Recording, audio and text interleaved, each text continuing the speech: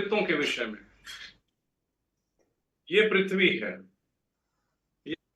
यहाँ पूर्व है, यहाँ पश्चिम है, यहाँ दक्षिण है, और यहाँ पश्चिम उत्तर है।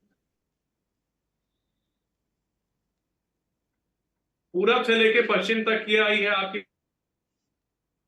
भूमध्य रेखा के ऊपरी अनंत आकाश तक एक कल्पित रेखा है जिसे हम नाड़ी वृत्त कहते हैं, और दूसरी एक रेखा है जिसे हम क्रांति वृत्त कहते हैं। क्रांति वृत्त नाड़ी वृत्त को 23 डिग्री के एंगल पे काट रही है। हमने ये भी पिछली बार पढ़ा था कि पृथ्वी स्थिर है, पूरा संसार, पूरा ब्रह्मांड पृथ्वी का चक्कर लगाता है, यानी पृथ्वी सबके केंद्र में है। ऐसी स्थिति में अगर पृथ्वी केंद्र में है तो हमने देखा पृथ्वी को हमने सीधा किया और पूरे ब्रह्मांड को हमने झुका दिया।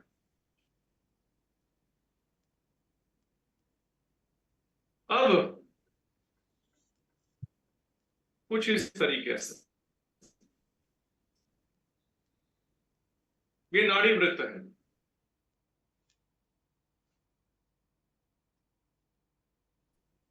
क्रांति वृत्त जिस पर कि सूर्य नक्षत्रों के साथ चक्कर लगाता है, यानी इसी चक्र को पूरा करता है सूर्य चलते हुए नक्षत्र और तारा मंडलों के साथ।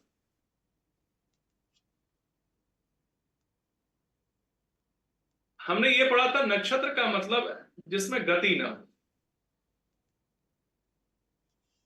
गति नहीं होने की वजह से ही ये नक्षत्र कहलाती।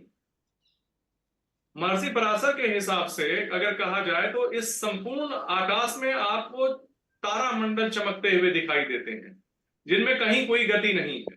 अगर पॉइंट ए पे कुछ तारे हैं तो वो हमेशा आपको पॉइंट ए पे ही दिखेंगे। अगर पॉइंट बी पे कुछ तारे हैं तो वो तारे भी पॉइंट बी पे, ये 5 या 6 तारे एक ही स्थिति में दिखेंगे। पॉइंट सी पे अगर कोई तारा है तो वो पॉइंट सी पर ही दिखेगा आपको।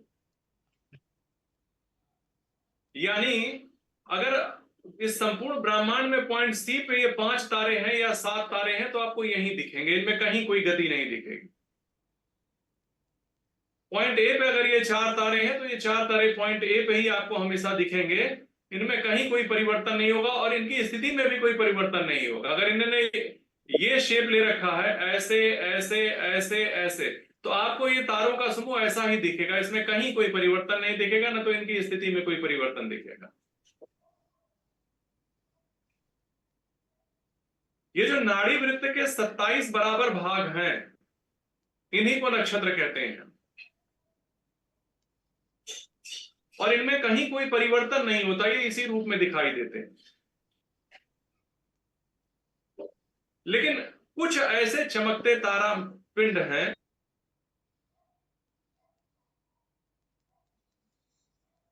ऐसे पॉइंट सी पे, कभी पॉइंट C1 पे दिखेंगे, कभी पे दिखने लगेंगे, कभी ए पे दिखेंगे, कभी A1 पे दिखेंगे, कभी A2 पे दिखेंगे, कभी बी पे दिखेंगे।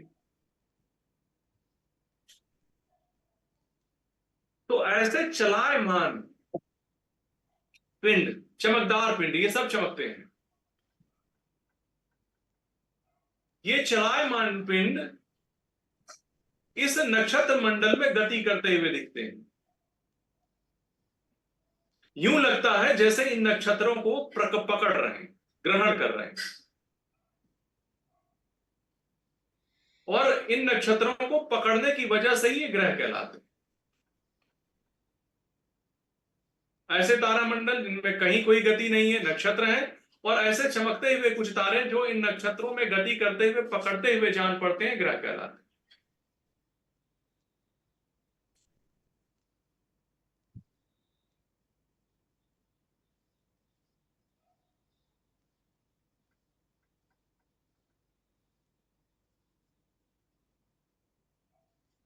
अब जो विषय थोड़ा सा गंभीरता से समझने का, आप सभी ने सांख्य को पढ़ा है, तो ग्रहों के स्वरूप को पढ़ने के पहले एक बार हम पुनः देख क्या स्थिति है। महर्षि पराशर के ही अनुसार भगवान विष्णु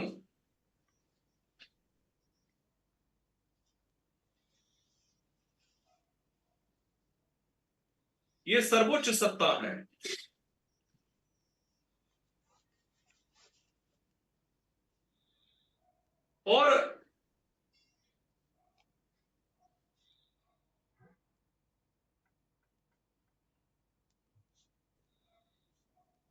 और दूसरा है व्यक्त।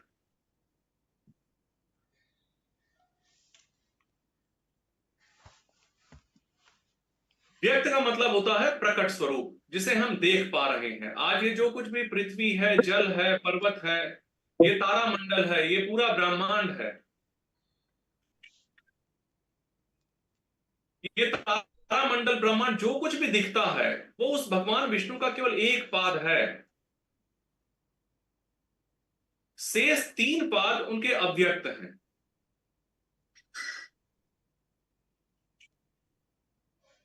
शेष तीन पाद इनके अव्यक्त हैं। अव्यक्त मतलब सोई जानो जहीं देव जनाई, जिसे यह जानते हैं वही जान पाता है।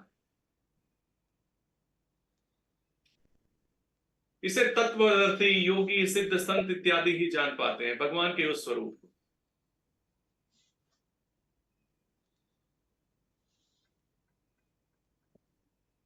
और इस जब उनकी इच्छा होती है व्यक्त करें तो अपनी माया को इसमें शामिल कर लेते हैं। माया क्या है?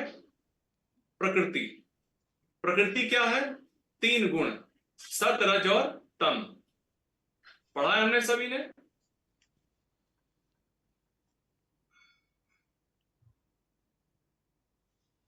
इन्होंने व्यक्त करने के लिए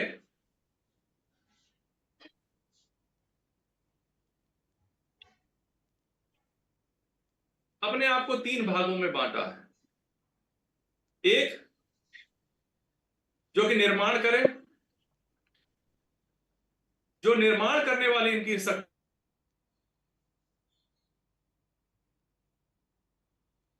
है।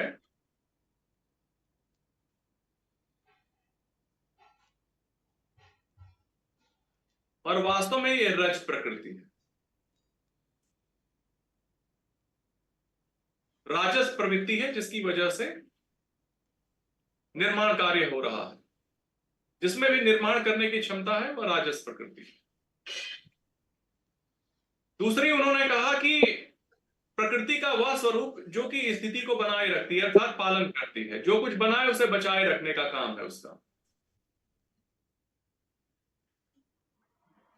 उस शक्ति को इन्होंने नाम दिया श्री शक्ति।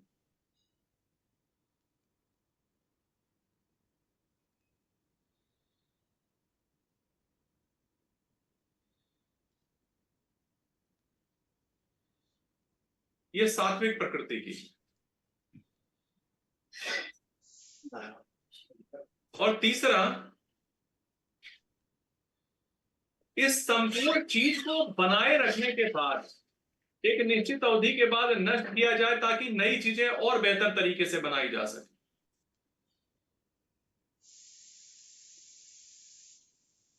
एक जीव बनता है, उस जीव समूह से उसकी एक जाति बनती है, जैसे मानव जाति है। उस जाति में वो व्यक्ति उत्पन्न होता है, बड़ा होता है, मर जाता है, फिर उसी जाति की चीजें उत्पन्न होती हैं, बड़ी होती हैं, मरती जाती हैं। लेकिन एक समय के बाद वह पूरी की पूरी स्पेसीज ही खत्म हो जाती।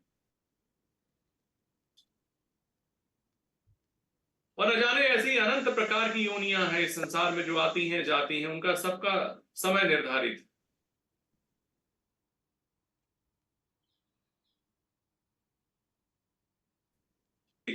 उसे संज्ञा दी गई है प्रकृति की नील लोहित।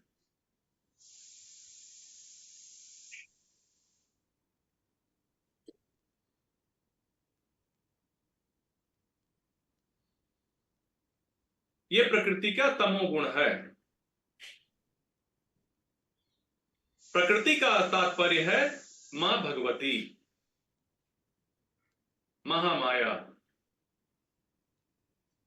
जब वो अपने रज शक्ति का प्रयोग करती हैं तो चीजों का निर्माण हो जाता है। जब श्री शक्ति, सत शक्ति का प्रयोग करती हैं तो बनी हुई चीजों का पालन करती रहती है। और तमो शक्ति के प्रयोग से चीजों को नष्ट कर देती।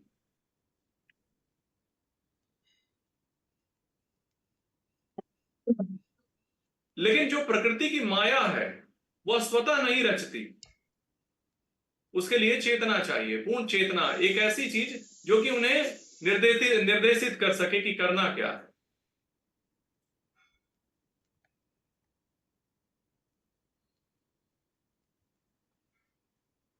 तो भू शक्ति के लिए उन्होंने जो अपना रूप रखा इसे कहते हैं प्रद्युम्न।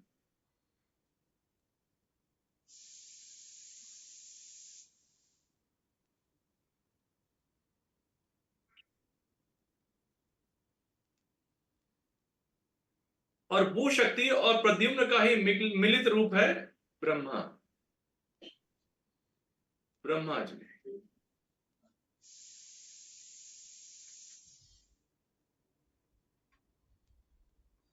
वह शक्ति जो सबका पालन करती है, उसे निर्देशित करने के लिए जो दूसरा रूप बना है भगवान विष्णु का, व्यक्त रूप है, उसे उन्होंने कहा अनिरुद्ध।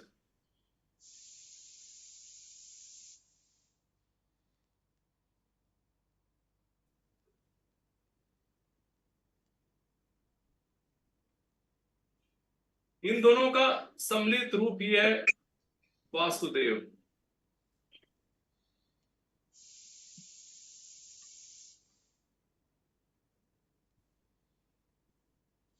और नील लोहित जो संहार की शक्ति है,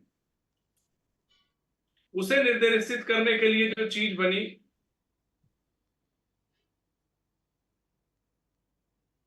वो थी संकर्षण।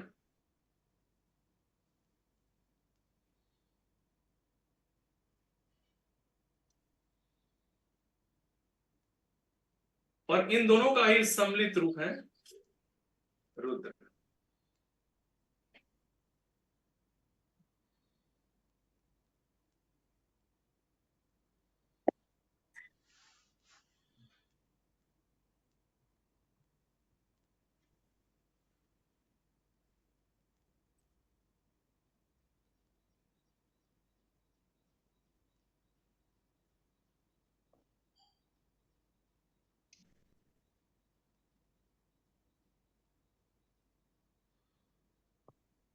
इस संपूर्ण संसार के सृजन के लिए और यहां जितने भी जीव जगत हैं, उनको उनके कर्मों का फल देने के लिए फिर इन्हीं वासुदेव ने 9 ग्रहों को बनाया।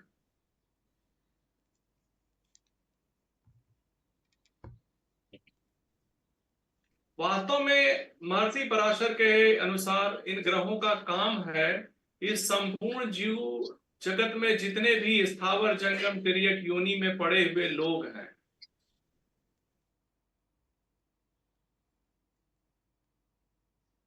उन सब। प्रणाम गुरु जी। मंगल हो मां। गुरु जी, आज का जो ये टॉपिक है, इसको टॉपिक क्या डालेंगे हम लोग? ग्रह स्वरूप वर्णन अध्याय। जी गुरु जी, प्रणाम। क्योंकि मैं हल्का सा डेप्थ की तरफ ले चल रहा हूं आप लोगों को, देखता हूं कितना आप लोग बर्दाश्त कर पाते हैं। क्योंकि एक एक ग्रह पे चाहें तो एक एक महीने तक की क्लासें चल सकती हैं, लेकिन आपके लिए कितनी उपयोगी है हम देखेंगे। मेरी इच्छा है कि आप लोग सीखने जान लें, क्योंकि इस रहस्य को जानने के बाद ही आप भूत वर्तमान और भविष्य में झांक पाए। ऐसा आदेश है ऋषि का। तो व्यक्ति को इस जीव जगत में जितने भी प्राणी हैं उनके कर्मों का फल देने के लिए ये 9 ग्रह बने हैं, जिनकी स्थिति के आधार पर आप यह जान पाते हैं कि वास्तव में आप किन किन कर्मों का फल भोग रहे हैं।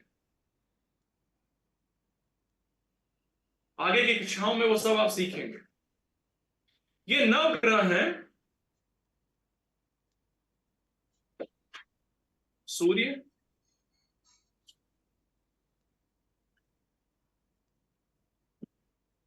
चंद्रमा,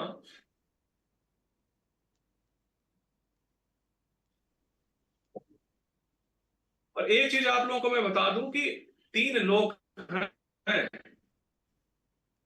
वो भी आप लोगों को मैं बता देता हूं।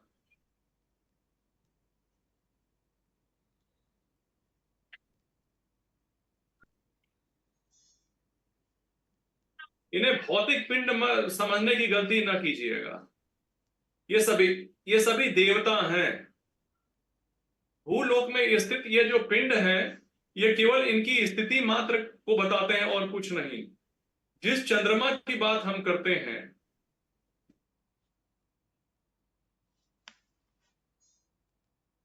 जिस पर मनुष्य, उस चंद्रमा का एक प्रतीकात्मक पिंडीय स्वरूप है जिनके आधार पर हम जान पाते हैं। वास्तव में जो चंद्र है वो चंद्रलोक में स्थित है, जहां हमारे पितरों का वास है।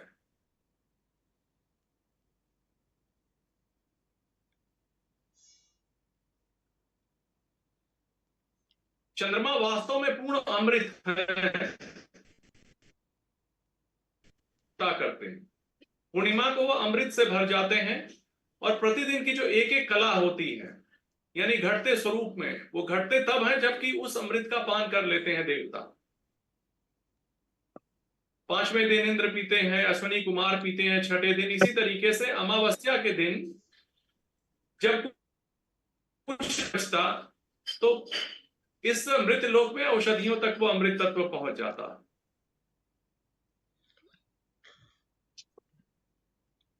तो उसे मैं आगे बताऊंगा।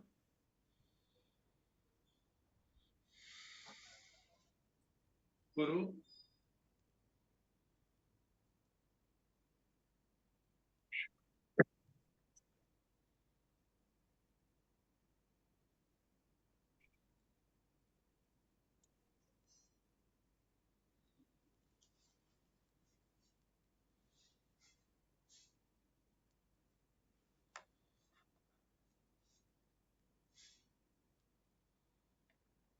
वास्तव में उन परम ब्रह्म परमेश्वर ने ही इन 9 ग्रहों को बनाया है, और जिसका मुख्य उद्देश्य है संसार में जीवों को उनके कर्मों का फल देना।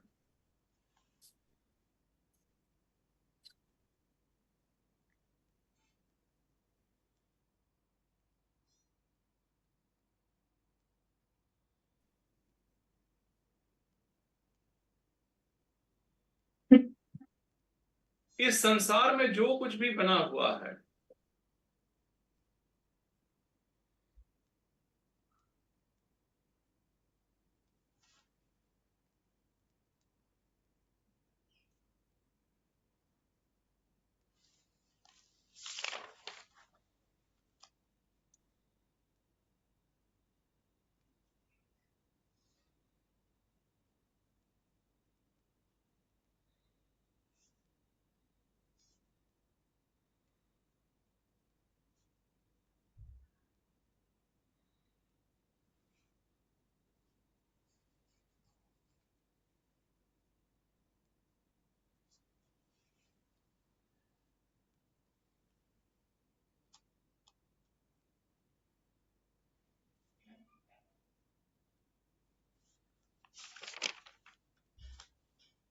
अब इन ग्रहों में परमात्मांश और जीवांश दोनों है। परमात्मांश से देवताओं की उत्पत्ति हुई है, जीवांश से जीवों की उत्पत्ति हुई। जैसे हम कहते हैं ना कला, कुल 16 कलाएं होती हैं।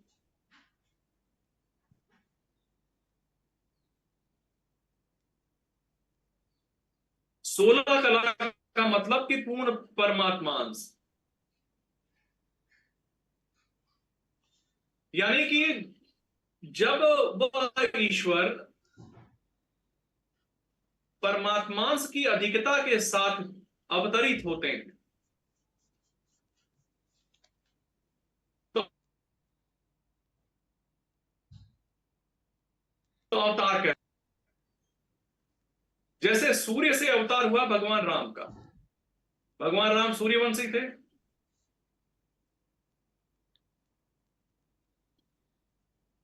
चंद्रमा से अवतार हुआ भगवान कृष्ण का,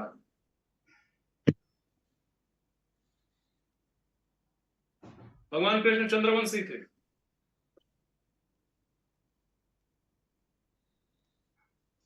मंगल से अवतार हुआ भगवान नरसिंह का,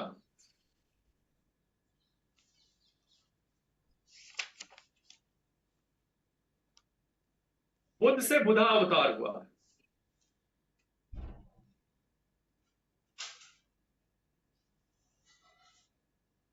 क्योंकि जब आप लोग बताएंगे कोई व्यक्ति किस ग्रह से पीड़ित है, उसके लिए किन देवताओं का दर्शन करना चाहिए, पूजन करना चाहिए, तो आपको ये पता होना चाहिए कि उसे किस देवता के पास भेजें, किस देवता की आराधना के लिए सलाह दें। तो वह पूर्ण परमात्मा जिन जिन देवताओं से अवतरित हुए हैं, हम उन्हीं देवता की उपासना की प्रथम सलाह देते हैं उस व्यक्ति को। जैसे अगर किसी भी व्यक्ति की सूर्य की महाकथा चल रही है तो हम कहते हैं भगवान राम की उपासना करो, मानस का पाठ करो, उन सारे चरित्रों का वर्णन करो जिसमें राम का उल्लेख है। चंद्रमा पीड़ित है तो हम कृष्ण से संबंधित चरित्र और कृष्ण की उपासना की बात करते हैं। श्रीमद् भगवद गीता पढ़ो, श्रीमद् भागवत पढ़ो, भागवत का श्रवण करो।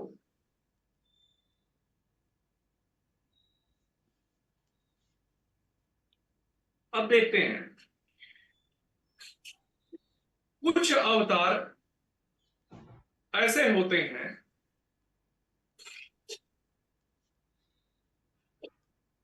बृहस्पति से जो अवतार हुआ वो था वामन अवतार।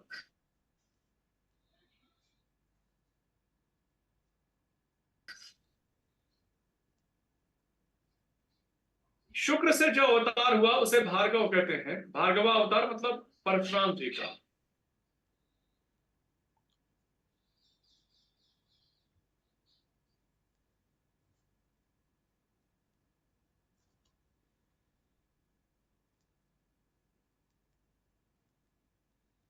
शनि से जो अवतार हुआ वो 12 अवतार हुआ।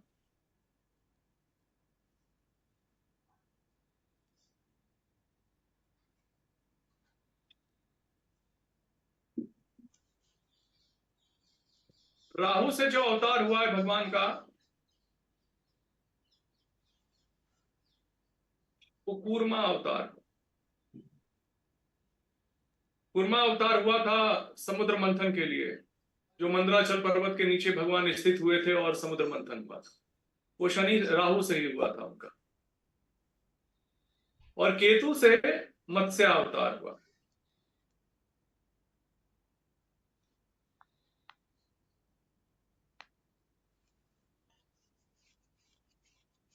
ये आपको इसलिए बताया जा रहा है कि ये जो सौर मंडल में आपको चमकते हुए ग्रह दिखते हैं, वास्तव में ये वह ग्रह नहीं है, ये उनका स्वरूप है।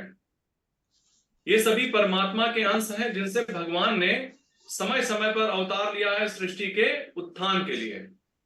इसमें भी अवतारों को दो भागों में बांटा गया है। एक ऐसा अवतार जो कि आवेशा अवतार की श्रेणी में आता है। आवेशा मतलब भगवान इतने कुपित हुए कि केवल एक उद्देश्य विशेष के लिए आए और खत्म करके समाप्त कर दिया उन्होंने उस अवतार। जैसे नरसिंहा अवतार है।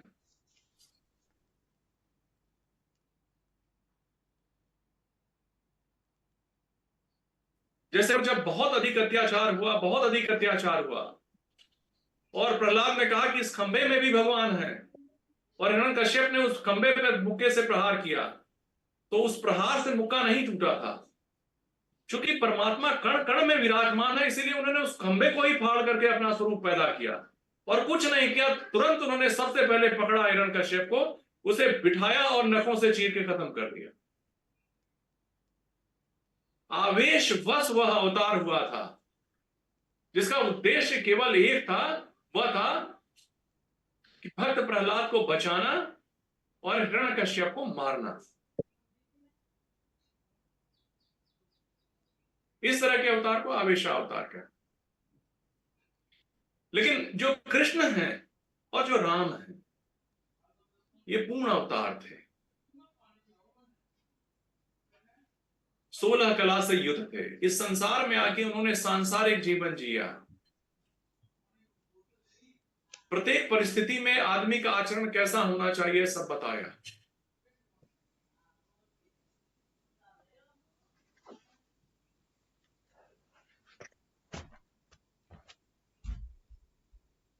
तो जिनमें परमात्मांश अधिक होते हैं उनसे सीधे अवतार लेते हैं।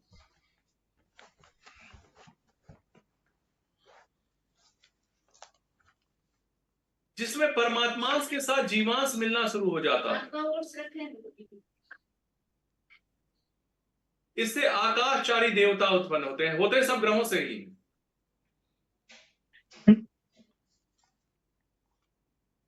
आकाशचारी देवता। आकाशचारी मतलब जो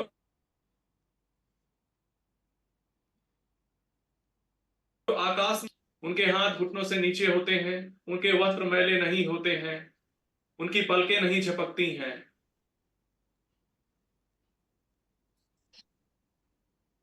और वो अमृत का पान करते हैं, पृथ्वी पर उत्पन्न हुई किसी चीज को नहीं खाते। देवता अमृत का पान करते हैं।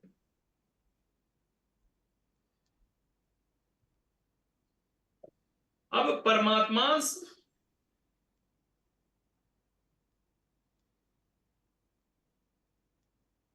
परमात्मांश और जीवांश जब दोनों बराबर बराबर हो जाते हैं, तब ऐसी स्थिति में श्रेष्ठ मनुष्य उत्पन्न होते हैं, ऋषि, संत।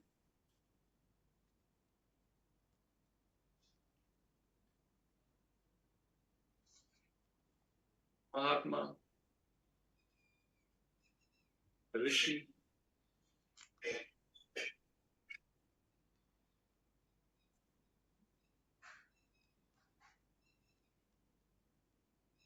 अब जीवांश अधिक होने लगता है और परमात्मांश जब बढ़ता है, घटना शुरू होता है, जीवांश की अधिकता, परमात्मांश की कमी, तब साधारण मनुष्य उत्पन्न होते हैं।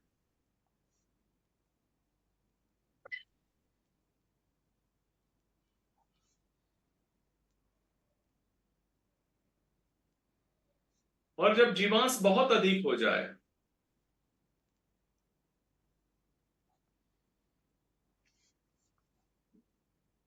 केवल जीवांश शेष बचे, तो इससे अस्थावर और जंगम प्राणी उत्पन्न होते।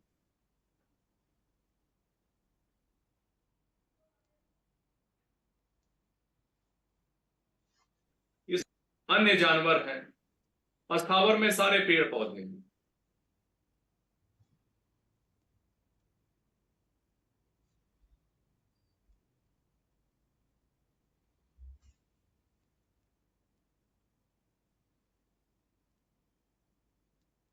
इनकी कलाएं बांटी हैं।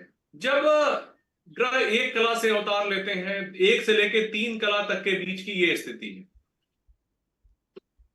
16 कलाओं में जब 1 से 3 कला तक के बीच का अवतार होता है, तो उसमें जीवांश है, स्थावर, जंगम और ये सारे प्राणी हैं।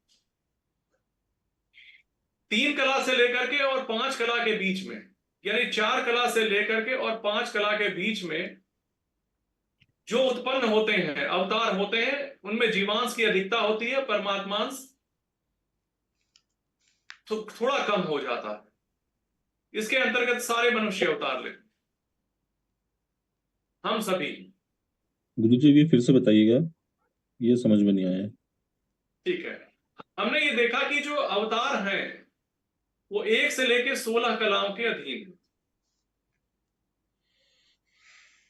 16 कला का मतलब हुआ कि पूर्व परमात्मा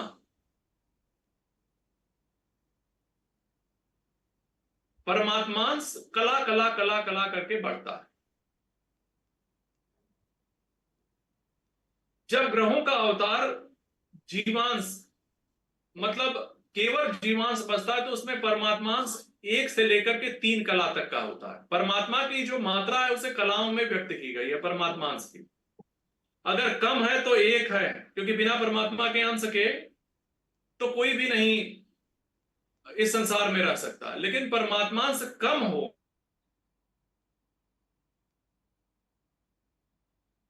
परमात्मा केवल 1 कला से हो, तो ऐसी स्थिति में जीवांश रहता है, और इसमें वो सारे जीव उत्पन्न होते हैं जो स्थावर है, जैसे पेड़ पौधे,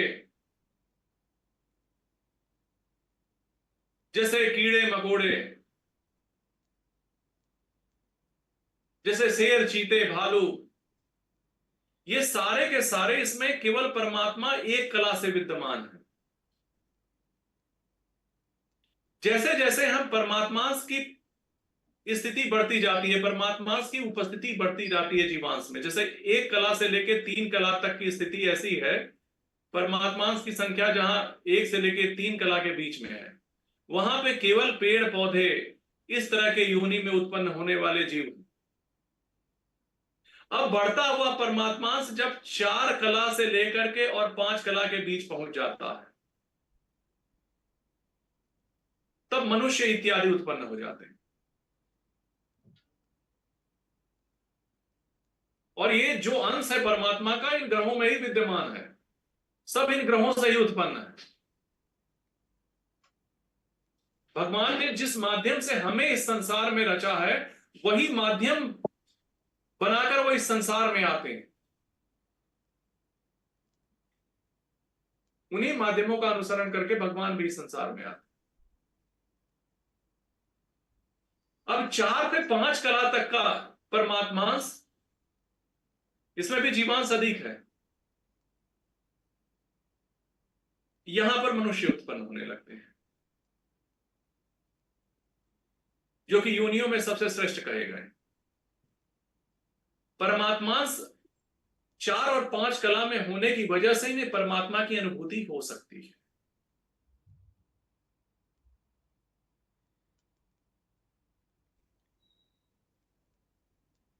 अब जब ये परमात्मांश बढ़ते हुए 6 से लेकर 8 कला के बीच पहुंच जाता है,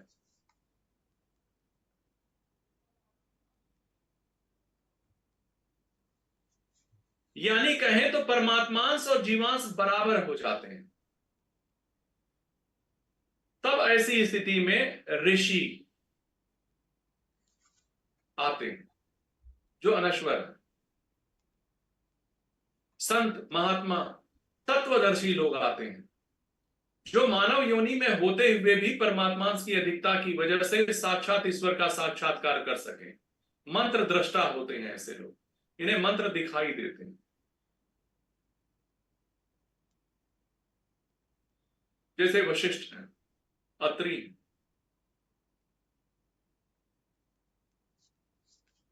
अब जब परमात्मांश अधिक होने लगे और जीवांश घटने लगे,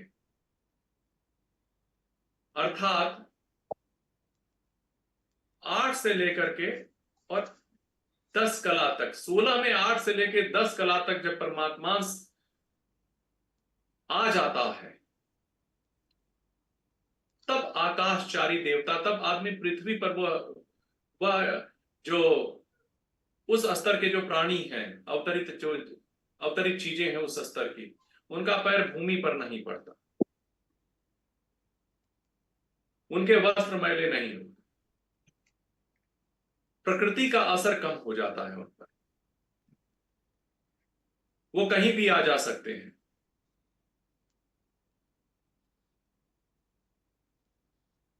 इसमें आकाशचारी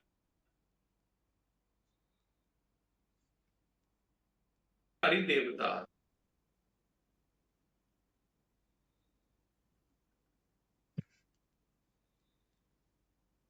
अब इसके बाद आती है जब 10 कला से ऊपर चीजें चलने लगती। परमात्मांश जब 10 कला के ऊपर चलते हैं तो साक्षात भगवान का अवतार शुरू हो जाता है।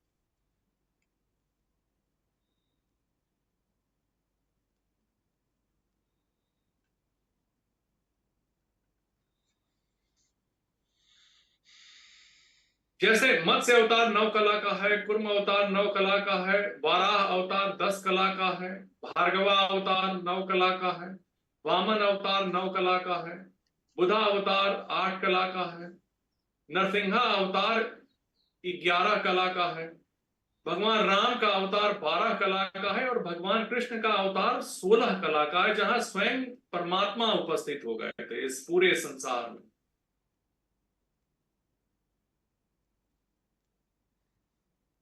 जब परमात्मांश 10 कला के ऊपर चलने लगे तो साक्षात भगवान आते।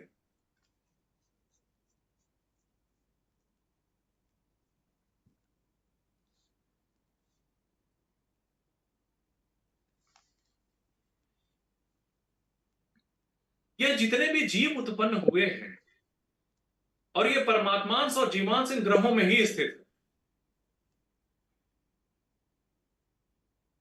जब परमात्मांश की अधिकता होती है तो भगवान उन ग्रहों से उत्पन्न हो जाते हैं, जैसे जो किसी उद्देश्य विशेष के लिए संसार में आते हैं।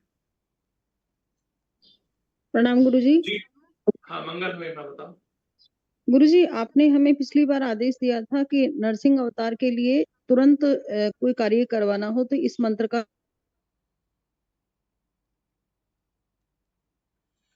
जाप करना चाहिए। ठीक है, नरसिंह जयंती पे मैंने तुम लोग को नरसिंह मंत्र बताया था, वो है तुम्हारे पास तो ग्रुप में डाल देना। जी गुरुजी, प्रणाम। एक बार और सभी नोट भी कर लेते हैं गुरुजी, आप आदेश करें तो। ठीक है, प्रणाम। मंगलवार के दिन लोगों से जी गुरुजी। नर से हुआ है तो मंत्र को लेने का अर्थ है उसे जपें और सिद्ध करें लोग, नहीं तो मंत्र की अवहेलना होगी। आप सभी को ज्योतिषी बनना है, ये ध्यान रखना है कि केवल साधारण आप पढ़ नहीं रहे।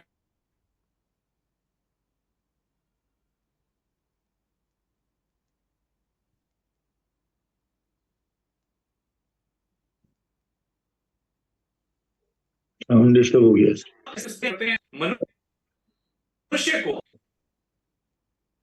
गुरुदेव आवाज आवाज नहीं आ रही सही आपकी। आवाज डिस्टर्ब। अब आ रही है, अब आ रही है। जी अभी आ रही है। मनुष्य में वो क्षमता है कि परमात्मा बढ़ा सकता है,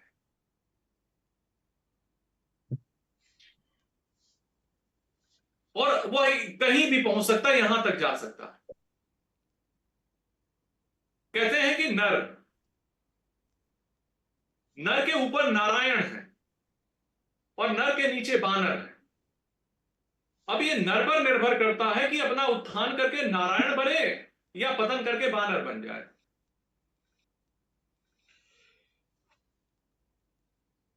नर को यह स्वतंत्रता है, क्यों? क्योंकि उसके कर्मों का फल उत्पन्न होता है।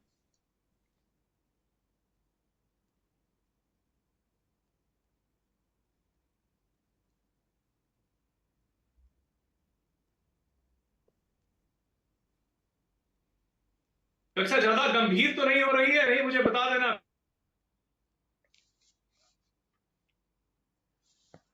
फिर मैं वापस, मीनल तुम्हें समझ में आ रहा है? ठीक है जी, आज अच्छे समझ आ रहा है गुरुदेव। तो आज हमने इंटरेस्टिंग देखा कि किस प्रकार से इसी को कहते हैं ग्रहों की सर्वोच्चता का सिद्धांत।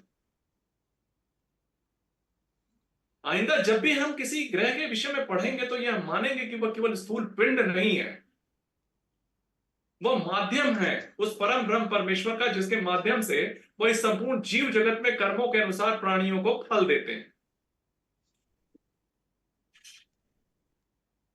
जब समय पूरी होती है, जब समय पूरी होती है तो यह सारे के सारे जीव इन ग्रहों में वापस लौट जाते हैं, चाहे जीवांश हो या परमात्मांश। अपना कार्य प्रारंभ समाप्त होने के बाद ये सभी इन्हीं ग्रहों में मिल जाते हैं, और जब कल्पांत में प्रलय होती है तो यह ग्रह भी वापस उसी परम ब्रह्म वासुदेव भगवान विष्णु में समाहित हो जाते हैं। एक सर्किल है ये।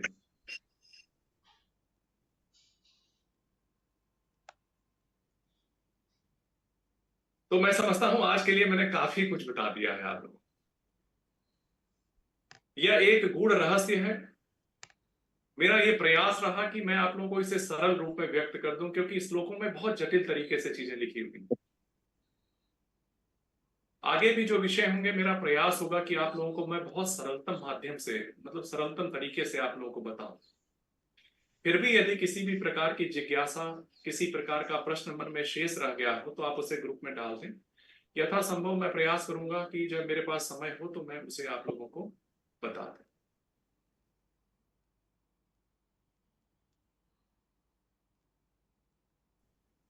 गुरुदेव मेरा प्रणाम गुरु। मंगल वाला रह गया है। मंगल में कौन सा अवतार आप बताए थे वो रह गया है मेरा। नरसिंह अवतार बताया तो था मैं। जी गुरुदेव, बस यही रह। यही ज्योतिष में ग्रहों की सर्वोच्चता का सिद्धांत है, और इन ग्रहों की स्थिति ब्रह्मांड में क्या है, अब हम उसे एक लौकिक पिंड की स्थिति में देखेंगे, और साथ में हम चैतन्य ब्रह्मांड, क्योंकि आप लोगों की क्लास ऐसी है कि मैं चैतन्य ब्रह्मांड पे भी कुछ बोलूंगा तो आप लोग समझ लेंगे। मैंने पिछली कक्षा में भी चैतन्य ब्रह्मांड नहीं बताया, लेकिन चैतन्य ब्रह्मांड एक ऐसा रहस्य है जो आपको बता देगा कि रसातल और जो सत्य लोक है कर्मों के आधार पे पतित होता आदमी रसातल में पहुंच जाता है। रसातल में पहुंचा हुआ व्यक्ति परम शक्तिशाली होता है, लेकिन वो प्रकृति की वो अपने नियंत्रण में रखकर केवल और केवल उपद्रव करता है, उसे कोई नहीं समाप्त कर सकता। जैसे रावण रसातल में पहुंचा वाला व्यक्ति वापस लौट भी नहीं सकता। जैसे सत्यलोक में पहुंचे वाले व्यक्ति को जीवन और मृत्यु के चक्र से मुक्ति मिल जाती है, उसी तरह रसातल में गए हुआ व्यक्ति चाह के भी वापस नहीं लौट सकता। और तब फिर सत्यलोक से साक्षात ब्रह्म को आना पड़ता है उसे मुक्त करने के लिए, क्योंकि अब इस संसार में इतनी बुराई उसमें आ चुकी है, इतनी शक्तियां उसके अंदर आ चुकी है, उन सारी शक्तियों को भोग करने की क्षमता उसमें आ चुकी है। 6 भग होते हैं भगवान में, नित्य, ऐश्वर्य। अच्छा, मैं इस पे कल बोलूंगा। चैतन्य ब्राह्मण जब आप लोगों को पढ़ा रहूंगा तब तैयार है पढ़ने के लिए चैतन्य ब्राह्मण, या फिर आगे हम लोग पढ़ जाए? लेकिन उसके लिए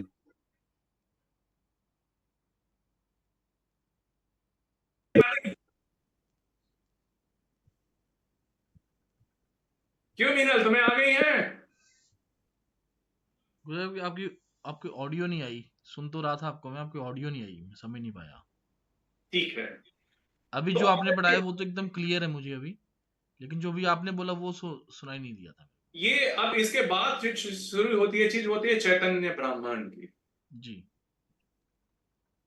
ठीक है, जिसमें वो सावधानियां बताई गई हैं कि अपने कर्मों की वजह से कहीं आप रसातल की तरफ तो नहीं जा रहे हैं, क्योंकि रसातल में जाने के बाद फिर आप स्वयं मुक्त नहीं हो सकते चाह के।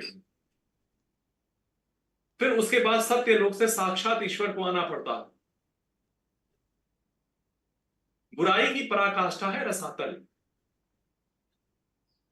जब तमोगुण चरम पर पहुंच जाता है तो आदमी रसातल में पहुंच जाता है, और जब सतगुण की अधिकता चरम पर जाती है तो आदमी सत्यलोक की तरफ चला जाता है। रज तो केवल और केवल अधिपति है निर्माण का। जब रज में सत जहुत अधिक बढ़ता है तो वो ऊपर की तरफ ले जाता है, भुवन की तरफ, 14 भुवन की यात्रा करा देता है। और जब तम गुण अधिक होता है रज में तो सीधे रसातल तक लेते जाता। तो सावधानी बरतनी है कि कहीं हम रसातल की यात्रा तो नहीं कर रहे हैं। तो ठीक है, आज की कक्षा को हम लोग यहीं विराम देते हैं। आज इस चीज को अच्छे से समझ लीजिएगा। आज आप लोगों ने कलाओं के विषय में समझ लिया। ये कलाएं कुछ और नहीं बल्कि परमात्मा का अंश है। इस संसार में जो कुछ भी है वह परमात्मा ही है, जिसमें एक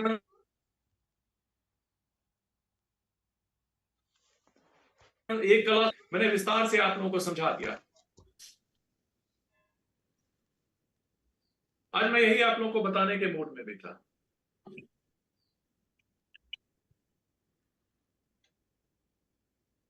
और वास्तव में यही ज्योतिष है जो आप पढ़ रहे हैं। जब आप इसे इस रूप में स्वीकार करेंगे तो आप दृष्टा बन जाएंगे। ये ब्रह्म विद्या है जो बिना दैवत्व धारण किए नहीं आएगी।